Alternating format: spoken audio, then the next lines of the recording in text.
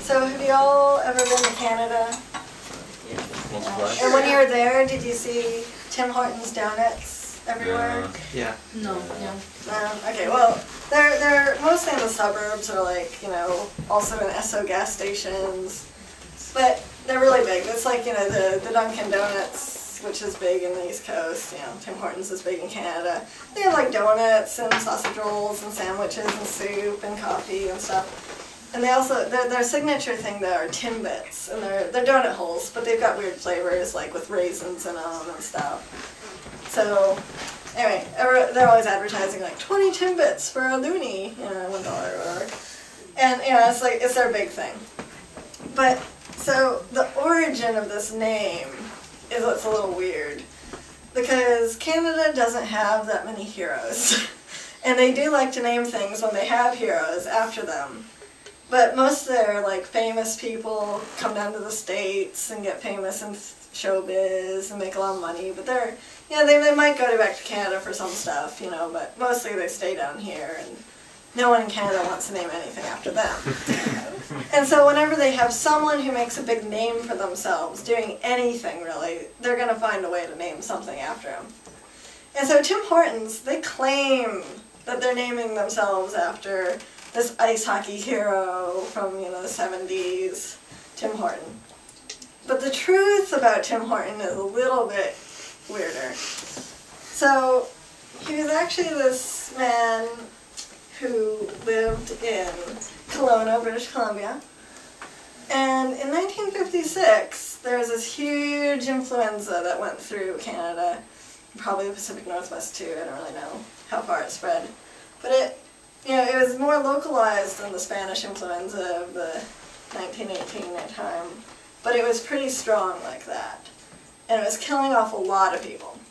In this town of Kelowna, it was kind of isolated. It was, you know, bordered on three sides by a river with cliffs going down onto the rocks. There wasn't a hospital. It was out in the middle of nowhere. There's only, you know, a couple thousand people there. There was really not much going on. And so when everybody came down with influenza, there wasn't much to do as far as medical help went.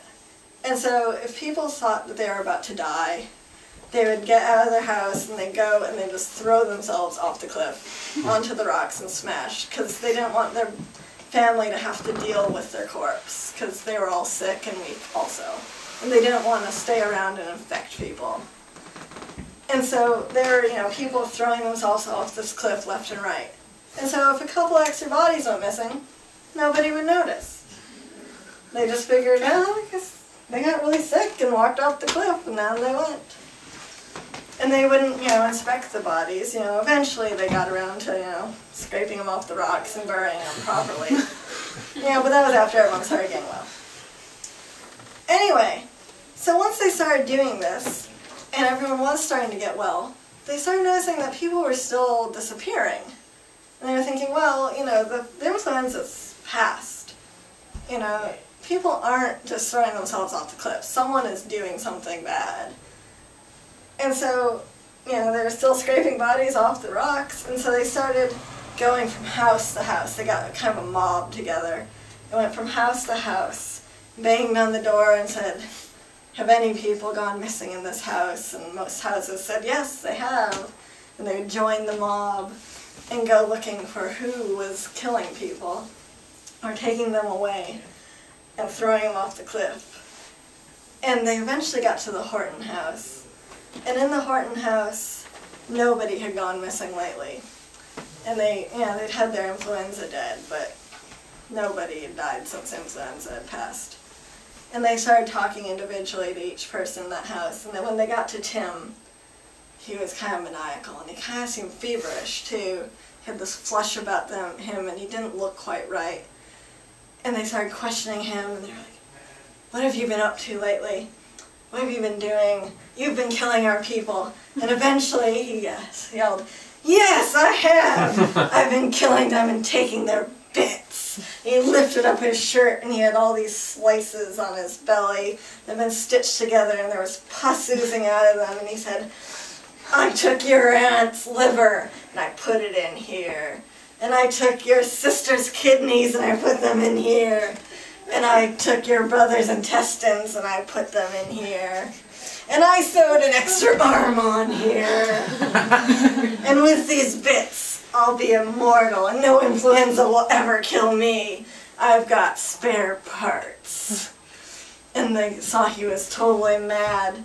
But it was Canada and they didn't want to kill him. Yeah, they don't like that sort of punishment. So they figured, they bound him up for the moment and they thought, oh, we can put him in a coffin and his wounds are festering. He's going to die soon anyway. He's got a fever. He's infected. So we can just let him die on his own. We'll seal him in a coffin so he can't kill anyone else. And so they sawed a little window for his face in the coffin and they sealed him in with these strong nails and they dug a hole in the middle of the main dirt road. Because Canada again, yeah. In the 50s, I don't know how big it is then. They dug a hole in the road, about 2 feet deep, and stood him upright, stuck in his coffin with his face exposed so they could still feed and water him. Because they wanted no part in bringing his death. They wanted it to come on his own will, you know, because by way of his centuries. And his blood. And they put a watchman on him at all times to make sure that nothing happened or nobody came along with their hunting gun and shot him because they wanted to make sure it was all on him. He just suffered and died his own death. And you know, each night somebody would watch him, but one night his watchman fell asleep and Tim saw this. And he had actually been being fed pretty well. You know, when the influenza was around, nobody was able to work, nobody had food, they weren't eating very well. He got kind of emaciated, but now that everyone was good and able to work, they were feeding him. He actually had put on some weight and he was getting a little better. And his fever was still there, but he had more vitality. And so he used that strength and he wriggled this coffin. And he loosened the dirt around him. And eventually he was able to hop. And he hopped out of that hole with his coffin. And he hopped. And he hopped over to where his watchman was and landed on his skull. And brains splattered everywhere. And he hopped on through the town, down the road. And there's a little girl out in the road with a bucket going to the well to get water for dinner. And she saw him and she froze and he hopped to her. And she was frozen with fear and he nudged her and she just fell over. And he landed on her guts. And he said, "No one will have your bits if Tim can't have them." And he hopped on and he got to the door of a house. And he hopped against the door and he knocked with his coffin. And another little girl came to the door and opened it and saw him and screamed. And her family came running and they saw the coffin and they grabbed their daughter and ran out the back door and went out and yelled up a storm and brought all the villagers out. And everybody mobbed on the street and they were ready for action, but when they saw the coffin they were just petrified. They didn't know what to do, and Tim hopped towards them and they jumped back. And he hopped towards them and they jumped back. And he did this until he had them cornered, surrounded on 3 sides by the river and him in front of them. But he was near the river too. As he hopped towards, one little girl had the foresight. She reached into her pocket. She found something. And as he hopped, she threw it. And it hit his coffin just as it was off balance. And he went tumbling down and smashed on the rocks and was dead. And this brought the townspeople out of their fear, and they were able to react. And they cheered, and they lifted the girl up on their shoulders, and they were so happy. She had saved all their lives. They were about to fall off the cliff themselves. They were so thrilled. And eventually, one person had the thought to ask her, "But how did you know what to do? What did you throw at him?"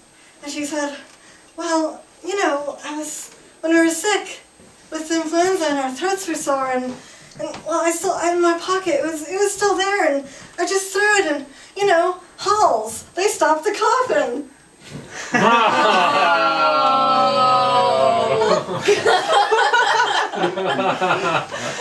God.